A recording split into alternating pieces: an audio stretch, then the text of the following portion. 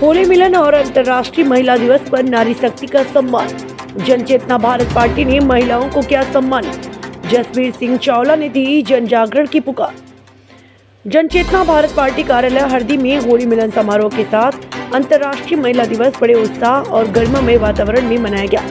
इस अवसर पर समाज, परिवार और संगठन के लिए समर्पण, त्याग और संघर्ष का उदाहरण प्रस्तुत करने वाली महिलाओं का सम्मान किया।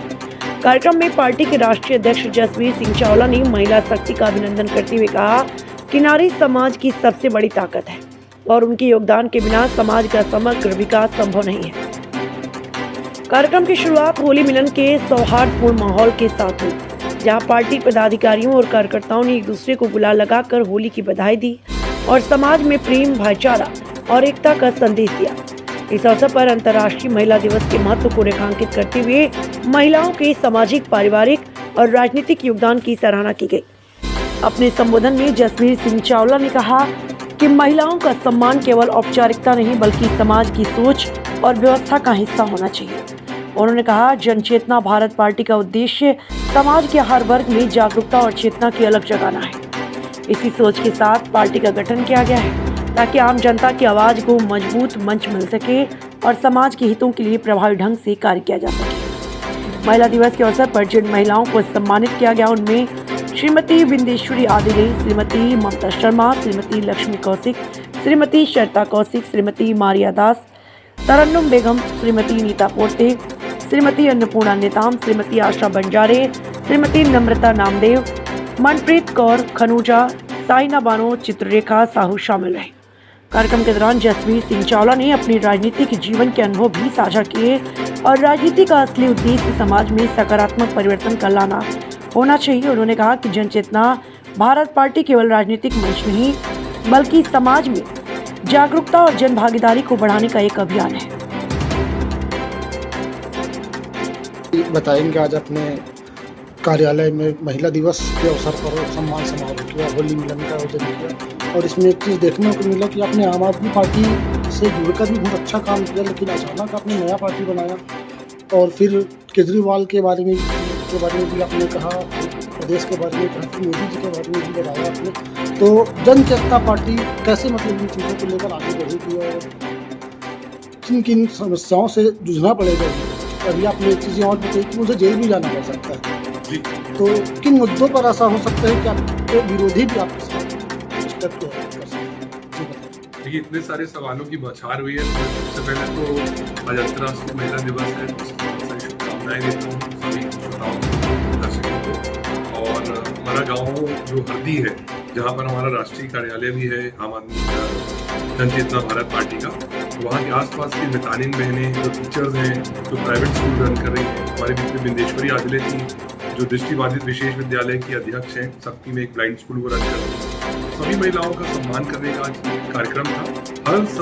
हर महिला सम्मान योग्य है और उनमें से 14 महिलाएं जो अलग अलग क्षेत्र में अपना परचम लहरा रही हैं, उनको आज सम्मानित किया गया। और उसके साथ ही जितने जनचेतना भारत पार्टी के सदस्य और आसपास के लोग थे, उन्हें सब मिलकर होली मिलन का कार्यक्रम रखा। और आपका जो एक सवाल था कि जनचेतना भारत पार्टी क्यों बनानी पड़ी, जैसा इसका नाम है JCB पार्टी, जन चेतना भारत पार्टी, हम लोग जन चेतना को जगाने के लिए पार्टी बनाए।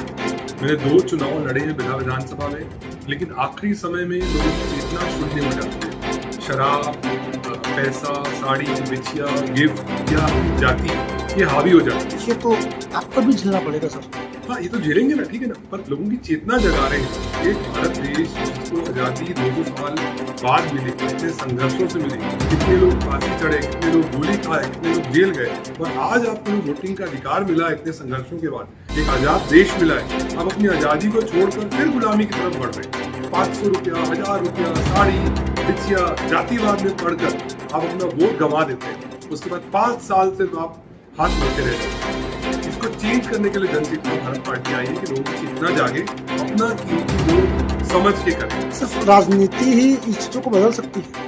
देखिए, राजनीति भी एक तरीका है, क्योंकि आप देखिए 70 साल से ज़्यादा हो गए आज़ादी। कांग्रेस का भी राज रहा, भाजपा का भी राज रहा, पर पिछले 12 सालों से 2014 से 2026 ऐसा लग रहा है असली आज़ादी 14 के बाद आई है।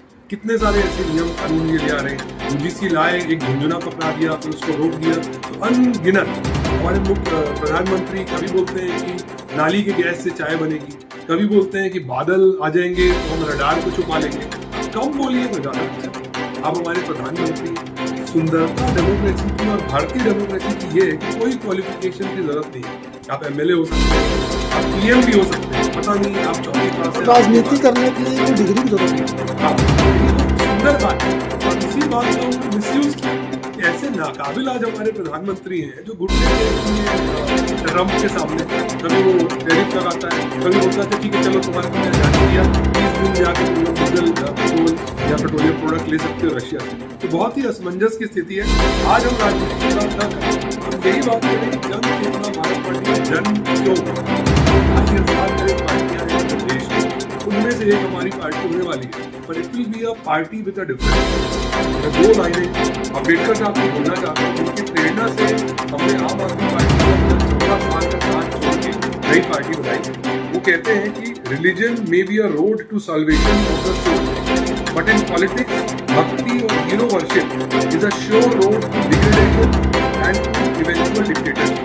हिंदी में वो बोलते हैं कि धर्म में भक्ति ठीक हो सकती है, लेकिन राजनीति में किसी नेता की अंधभक्ति खतरनाक है। इससे लोकतंत्र कमजोर हो सकता है और तानाशाही का खतरा बढ़ सकता है, जो हाल हुआ देश में। Modi can not be wrong.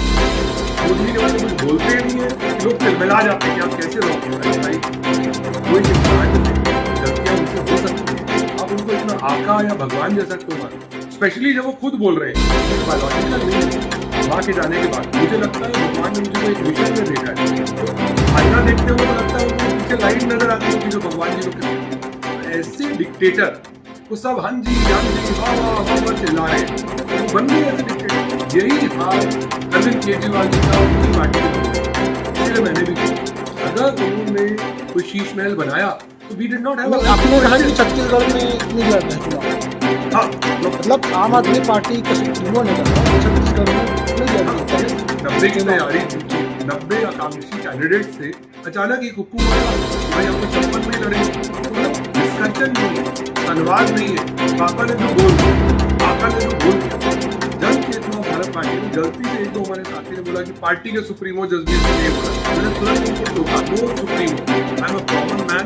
मैं सिर्फ अध्यक्ष पद पर वो एक कोशिश कर रहा हूँ। ये पार्टी इसके सदस्यों की है, आम एक जन चेतना भारत पार्टी महिलाओं को किन किन जिम्मेदारियों देखिए 50% रिजर्वेशन, 50% रिजर्वेशन का हमला तो बहुत है, लेकिन हम कोशिश करेंगे कि आज अंतर्राष्ट्रीय महिला दिवस मनाने का पर्पस भी यही था।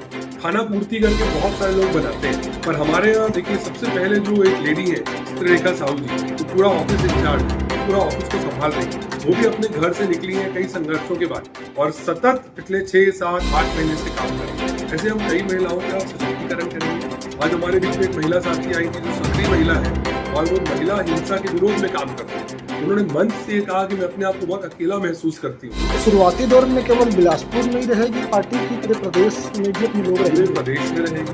2028 तक हमारा फोकस सिर्फ छत्तीसगढ़ पे है और उसके बाद ईश्वर की मर्जी से इसका एक्सपेंशन पूरे देश में होगा और अंतर्राष्ट्रीय स्तर पे लोग हमारे को मदद करने को तैयार हैं। सब दुआ कर रहे हैं कि वाकई भारत में हमको एक ऐसी पार्टी चाहिए जो एक कांग्रेस, भाजपा, आप और दूसरी रिवायती पार्टियों से अलग हो और आम जन की बात करें, लोकतंत्र की बात करें। जैसे कि कांग्रेस पार्टी को बोलते हैं कि परिवारवाद है इसमें, पूरे मतलब गांधी के अलावा कोई उसको चिंता ही नहीं है। भाजपा में धर्म को लेकर राजनीति, गाय को लेकर के राजनीति, तो हमारा मुद्दा क्या रहेगा?